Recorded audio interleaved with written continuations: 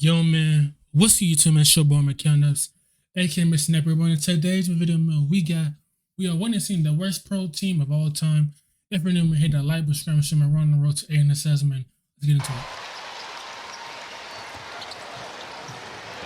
Bogdanovich. And that will do it. And a huge size of relief. You see this? This is what a losing team looks like. But not just the losing team of this particular game, but a team that has lost more consecutive games than any team ever has.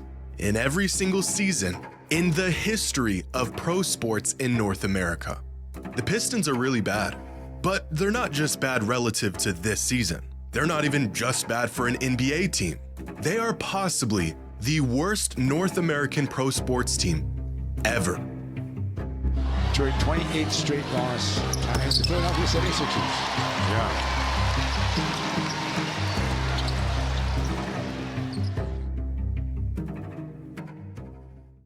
Today's video is sponsored by SeatGeek. Hey, yo, sign up, saying you're doing your little, get your money, but we're not here for that. How bad does a team need to be in order to be the worst team? Like, ever.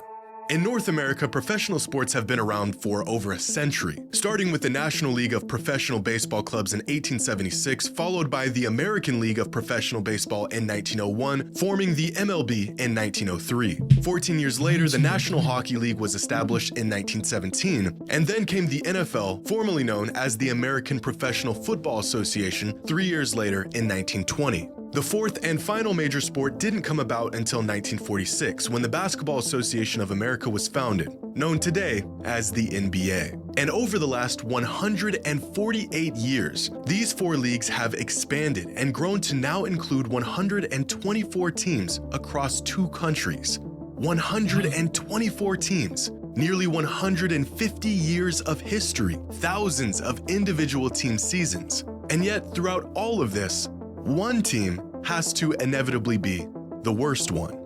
And that team is playing right now in Detroit. What the Pistons have managed to do so far this season isn't just bad. Their incompetence is a statistical anomaly. At the moment, the Pistons are on a 28-game losing streak. 28 games, 28 losses in a row.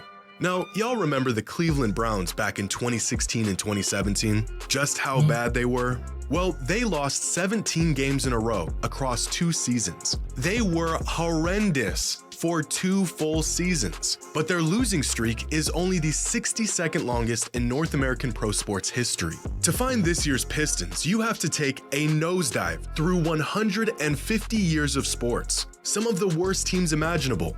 Then keep going, and then go some more until you've reached rock bottom, with the second longest losing streak in pro sports. The only team that strung together more consecutive losses were the mid-1940s Chicago Cardinals of the NFL, who spent 4 seasons just losing a whole bunch of games in a row. To put some perspective on just how bad the Pistons are, the San Jose... I don't think the Pistons are that bad. I really feel like they just, I don't know. I mean, you could say they're bad, but sometimes people really be tanking for picks. But I mean, you could say they're bad. That don't mean got a bad team. Is they haven't really built around Cade, and I feel like Cade might leave. Jose Sharks are the worst team in the NHL this season. In fact, they're on pace to being one of the worst teams in recent history, and they have a win percentage of 27.2%. The Pistons would need to go on a 9-game winning streak starting with their next game just to catch up to how bad the Sharks have been this season. But it gets even worse. The Panthers have been the worst team in the NFL this season, winning just 2 of their 15 games. Their win percentage is just 13.3%, which means right now, the Pistons are relatively half as good as the worst team in the National Football League. But my friends, it gets even worse. Because over in the MLB, there's one clear frontrunner as the worst team in the league, and that is the Oakland A's. The A's played so bad last season that Oakland A's is terrible. I don't know how people even like this team. Oakland A's is terrible. It really cost the city of Oakland their baseball team. And still, the A's finished the 2023 season with a winning percentage of 30.9% and a record of 50 and 112. If you scale their season down to 82 games, that's equivalent to an NBA team winning about 25 games in a season. From the time this season started, the Pistons are on pace to winning 25 games, sometime around mid-season, in 2028. The Pistons are a 2028. horrifically bad team. Yeah, see, if we can barely get 25 wins, I don't know, you might just got to sell the team. In fact, they are so bad that comparing them to other teams this year, even across other sports, there is still clearly no competition for who the worst team is. In order to do that, we have to pull out the record books.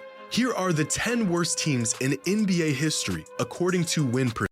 2012 Bobcats, 1973 Sixers, 2016 Sixers, those steamrollers. As Nuggets, Clippers has been nice in like the 90s and shit like that. Percentage. Now, it makes sense to use win percentage here over actual number of wins because every season does not have the same amount of games. For example, the Providence Steamrollers won just 6 games back in the Stone Age, but they only played 48 games the entire season. And then of course there are the 2012 Bobcats, who won just 7 games in a 66-game shortened season. I vividly remember this Bobcats team. They were so bad that the discourse around them that season wasn't about if they were just the worst team in the NBA. It was about if the Kentucky men's basketball team, a college team, could beat them in a game. This team was disgusting. And yet, somehow, the 2024 Pistons are losing more games. I feel like it's disrespectful to say a college team can beat a bad NBA team. See, there's levels to it, but I mean, you really never know, though. You really never know, so. Than that Bobcats team did. Even in a shortened 66-game season, the Bobcats managed to win 7 games. This season, with a full 82-game schedule, the Pistons are on pace to winning just 5, which would essentially make them about on pace to win 5 games the whole year. What is that? 73 games is 82 games is that's not. Come on. Twice as bad as the next worst team in NBA history. If we compare the Pistons to the worst teams in MLB history, they are still, by a massive margin, worse than any team that has ever played in Major League Baseball's 148-year history. The last time a team in Major League Baseball was even remotely close to as bad as this year's Pistons, the league sounded more like a branch of government than it did a professional sports league. The Colonels, the Nationals, the Senators, the Cowboys go back nearly 150 years, and still, you will not find a team as bad as this year's Pistons. But the worst team in MLB history, according to Team Record, were the Cleveland Spiders. Yes, this was a real team. And no, they were not as bad as this year's Pistons. Going 20 and 134 on the season, the Spiders. Does that shit say 1899? Baseball has been for that. Oh my. Spiders had the worst winning percentage in league history of just 13%, which means they were still winning twice as often as Detroit is this season. Detroit's record at the moment would be the equivalent to an MLB team winning just 10 games in an entire 162-game season. But what about the NHL? Nearly 100 years of history. There's gotta be one team that just couldn't win games, right? No. In 1975, the Washington Capitals were one of 2 teams added to the league in an expansion year. The team was literally built from scratch, sort of a Frankenstein of a roster, loaded with free agents, young prospects, players who had never even played a minute of professional hockey in their careers. Bits and pieces from other teams. By no means was this team expected to win many games. And they didn't. The Capitals finished the season with the worst record in NHL history, winning just 8 games. But back then... 8 games? I mean, they were an expansion team, so that does make sense. What's like the NBA will expand soon, probably like Seattle and Las Vegas. So there might be like an expansion draft. So you see, that's when they expand, there probably will be like an expansion draft. So it's going to be different when we see that people get an expansion. Then draft, NHL games like could that. end in a tie, NBA. essentially giving half wins in those scenarios. So those 8 wins got the Capitals to a win percentage of 13.1%. Very similar to better the than worst the teams Pistons. throughout NBA and NFL history, which makes the Pistons still far worse than the worst team in NHL history. A team that was playing in its first season with new players, new ownership, and virtually no expectations. But that leaves us with the NFL. And as many of you know, there have been a handful of winless teams throughout the league's history. And 5 potential wins is still better than 0 wins. See, winless teams in the NFL was what? Browns, Bengals. That's all we can think of is Browns, Right? Bengals. Wrong. I believe that a team on pace to winning 5 or 6 games in an 82-game NBA season is still worse than most, if not all, 0-win teams in NFL history.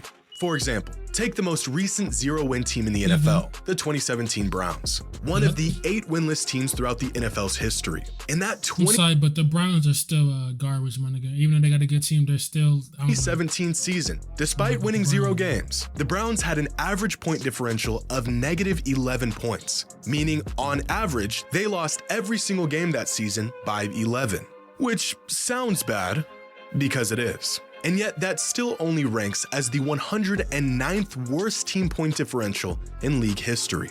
They were losing. They average only 11 points per game. That is so bad. That is bad to be averaging 11 points per game that year. Damn. But they No were wonder still he in competing 2017. compared to some other bad teams throughout the NFL's history. In fact, there have been teams who were losing games on average by twice as much as the 0-win Browns. But at least those teams still managed to win a game or 2.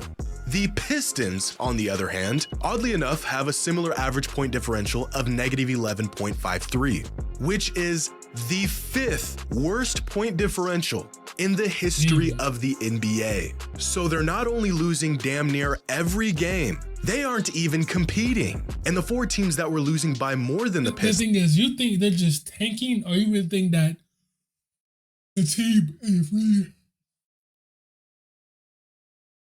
Hold on. Like, do y'all think the team is really that bad? Or do you think they're just tanking to get? I mean, they've been tanking for a long time. Like, they really have. The thing with the Pistons is they really haven't found their franchise player. Is Kate Cunningham their franchise player? I don't really know. They haven't found their franchise player. So who knows, bro? I don't know. 'Cause I feel like Cade's gonna leave. They haven't built a team around Cade. Then we have found like a big man. I mean, Durant is good, but I don't know, bro. I don't know. And then they traded Still Marvin Bagley managed the to win Wizards. double-digit games, or at least were nearly on pace to in a full season. The Pistons aren't just losing games. They are getting blown out in Yeah, I nearly mean, if they can develop James Wiseman, then maybe. But I don't know. James Wiseman is gonna develop into that big man. That can be like. 'Cause I feel like James Wiseman can be that big man that can be a defensive player, or comeback player of the year. But he can be like he can. James Wiseman, I feel like he can be like an all team defense, all team like second defense. every game. But, So now that we know, at least at this moment, the Pistons are worse than any NBA team ever, they're worse than any MLB team ever, they are worse than every NHL team that has ever taken the ice, and they're probably worse, if not as bad as the worst NFL teams ever, I think it's safe to say that at the pace they're on, they could potentially finish this season as the worst major pro sports team North America has ever seen. So how exactly can a team be this bad? How does this happen?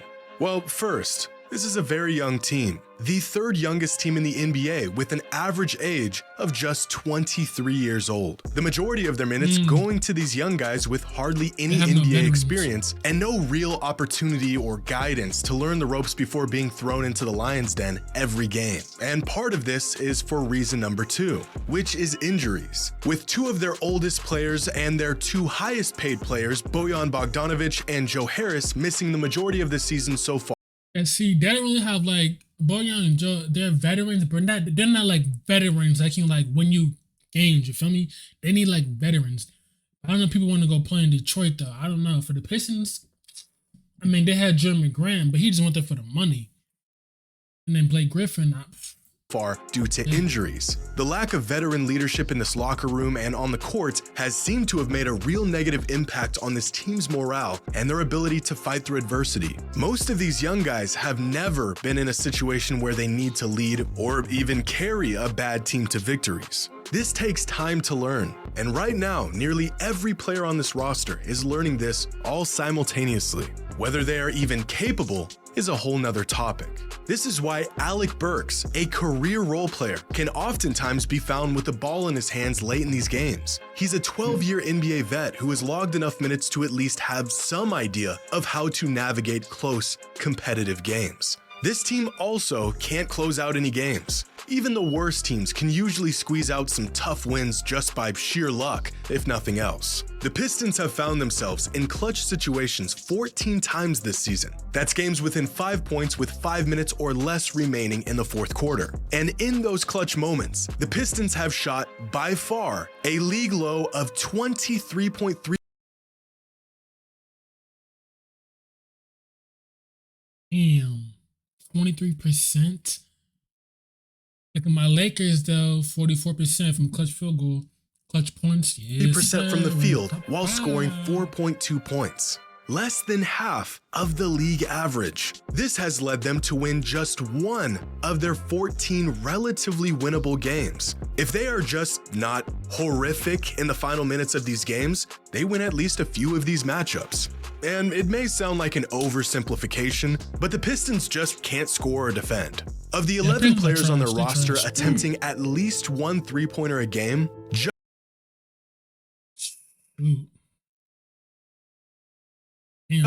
3 of them are shooting at a league average percentage. And one of those 3 players is their starting center. The other 8 players have a combined three-point percentage of just 29.2%, essentially making them one of, if not the worst shooting team since the 3-ball really took off a decade ago. Add that to the fact that this team is abysmal defensively, allowing they got no type of defense. Over 120 points per game, while only scoring 109 points per game, and you have a recipe for disaster. They have no depth. Outside of Cade Cunningham and a downhill Jaden Ivey, they don't have anyone who can create their own shot. And to add fuel to the fire, they are leading the league in turnovers and fouls committed. So they can't even hold on to the ball, and they're giving up more free points to their opponents than any other team in the league. So they're not just bad at every aspect. The thing is, they have no veterans. They have no like person that can play defense for them. They need veteran pieces. They are virtually the worst at every aspect of the game.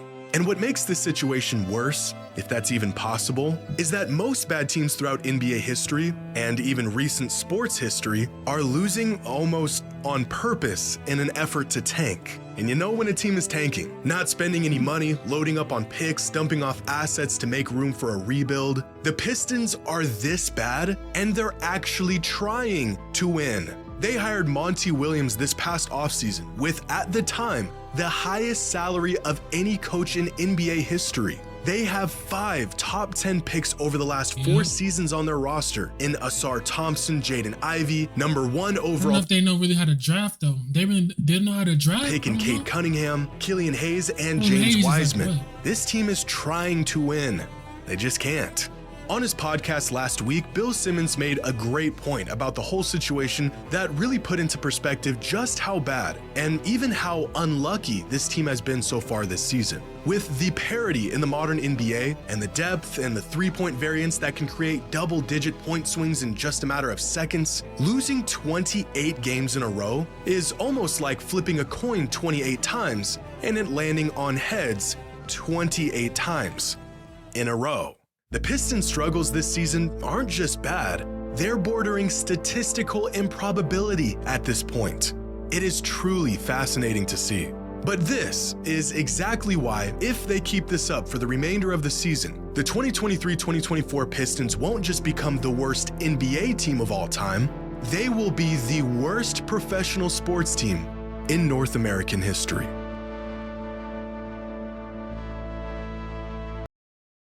Yeah, that's tough, man. Detroit Pistons, I don't know, they trash. I don't know if they really job good, but hey, that's gonna wrap up the video, man. I'm out.